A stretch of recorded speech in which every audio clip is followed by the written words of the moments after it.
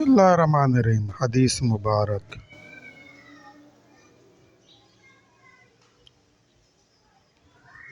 صحیح مسلم۔ رسول صلی اللہ علیہ وآلہ وسلم نے فرمایا، نیزے کے آگے سے لوگ اور جانور گزر رہے تھے۔ حضرت عون بن حذیفہ رضی اللہ تعالیٰ عنہ سے روایت ہے کہ ان کے والد نے رسول صلی اللہ علیہ وآلہ وسلم کو چمڑے کے سرخ قبا میں دیکھا۔ کہتے ہیں کہ میں نے بلال رضی اللہ تعالیٰ عنہ کو دیکھا، وہ آپ صلی اللہ علیہ وآلہ وسلم کا بچا ہوا پانی لے کر نکلے۔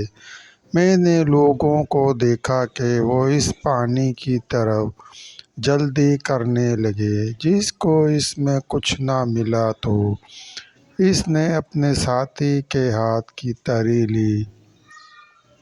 پھر میں نے بلال رضی اللہ تعالیٰ عنہ کو دیکھا کہ اس نے ایک نیزہ نکالا اور اس کو گاڑ دیا، اور رسول صلی اللہ علیہ وآلہ وسلم اپنے سرخ جبہ کو سمیٹتے ہوئے نکلے تو آپ صلی اللہ علیہ وآلہ وسلم نے لوگوں کو اس نیزے کی آڑ میں نماز پڑھائی، اور میں نے لوگ اور جانور دیکھے جو اس نیزے کے آگے سے گزر رہے تھے۔ صحیح مسلم۔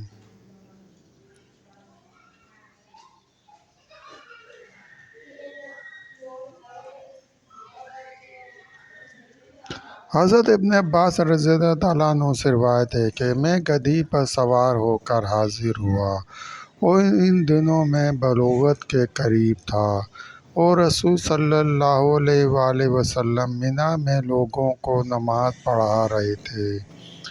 میں صف میں آگے سے گزر کر اترا اور گدھی کو چرنے کے لیے چھوڑ دیا،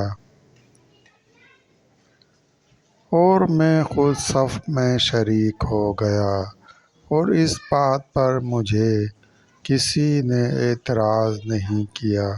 صحیح مسلم۔